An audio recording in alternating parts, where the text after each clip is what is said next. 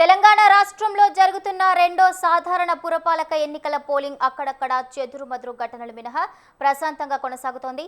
ఇప్పటి వరకు ఉన్న గణాంకాల ప్రకారం రాష్ట్ర వ్యాప్తంగా 30% పైగా ఓటింగ్ నమోదైనట్లుగా ఎన్నికల అధికారులు అధికారికంగా ప్రకటించారు. మొత్తం 52,17,413 మంది ఓటర్లకు గాను ఇప్పటి వరకు 14,85,747 మంది తమ ఓటు హక్కును వినియోగించుకున్నారు. ఇక మొత్తం 116 మున్సిపాలిటీల్లో సగటున 30.62% పోలింగ్ నమోదైంది. అదేవిధంగా 7 కార్పొరేషన్లలో ఓటింగ్ నెమ్మదిగా సాగుతూ 23.26% పోలింగ్ నమోదైంది. పోలింగ్ ముగిసే వరకు 50% పైనే ఓటింగ్ నమోదయ్యే ఛాన్స్ కనిపిస్తోంది.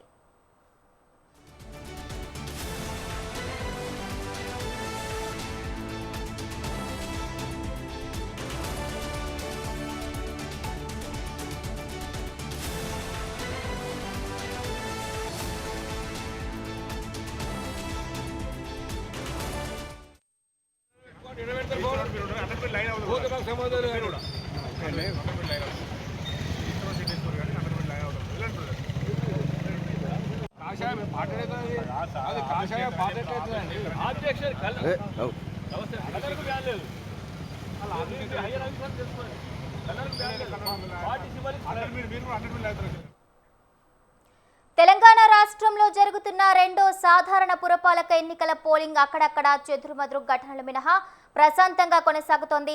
ఇప్పటి వరకు ఉన్న గణాంకాల ప్రకారం రాష్ట్ర వ్యాప్తంగా 30% పైగా ఓటింగ్ నమోదైనట్లుగా ఎన్నికల అధికారులు అధికారికంగా ప్రకటించారు.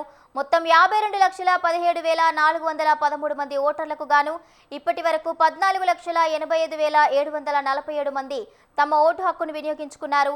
ఇక మొత్తం 116 మున్సిపాలిటీల్లో సగటున 30.62% పోలింగ్ నమోదైంది. అదేవిధంగా 7 కార్పొరేషన్లలో ఓటింగ్ నెమ్మదిగా సాగుతూ 23.26% పోలింగ్ నమోదైంది. పోలింగ్ ముగిసే వరకు 50% పైనే ఓటింగ్ నమోదయ్యే ఛాన్స్ కనిపిస్తోంది. ఇదే అంశానికి సంబంధించిన పూర్తి అప్డేట్స్ మా ప్రతినిధి సైదులు నల్గొండ నుంచి ఫోన్ లైన్ ద్వారా అందిస్తారు. సైదులు. రైట్ భవాని, ఉమ్మడి నల్గొండ జిల్లా వ్యాప్తంగా కూడా ఇప్పటికే 30% పోలింగ్ నమోదైనట్టు కూడా తెలుస్తా ఉంది. సో మొత్తంగా కూడా ఏదైతే పలు చోట్ల చెదురుమదురు ఘటనలు అంటే డబ్బుల పంపిణీతో పాటు అభ్యర్థులని అధికార పార్టీకి సంబంధించినటువంటి నేతలు అదేవిధంగా పోలీసుల అత్యుత్సాహంతో కూడా పలు చోట్ల చెదురుమదురు ఘటనలు జరుగుతున్నాయనే వార్తలు అయితే చూస్తా ఉన్నాం. ఈ నేపథ్యంలో కూడా ఇప్పటికే ఉమ్మడి నల్గొండ జిల్లా వ్యాప్తంగా ఉన్నటువంటి 17 పురపాలికలు ఒక నగరపాలక సంస్థకు సంబంధించినటువంటి ప్రక్రియకు సంబంధించి కూడా ఇప్పటికే 30% ఓటింగ్ నమోదైందని కూడా తెలుస్తా ఉంది. ఈ నేపథ్యంలోనే ప్రధానంగా చూసుకున్నట్లయితే 359 స్థానాలకి పోలింగ్ ప్రక్రియకు సంబంధించి కూడా ఇప్పుడే సజావుగా నడుస్తున్నటువంటి పరిస్థితి అయితే ప్రధానంగా కల్పిస్తా ఉంది.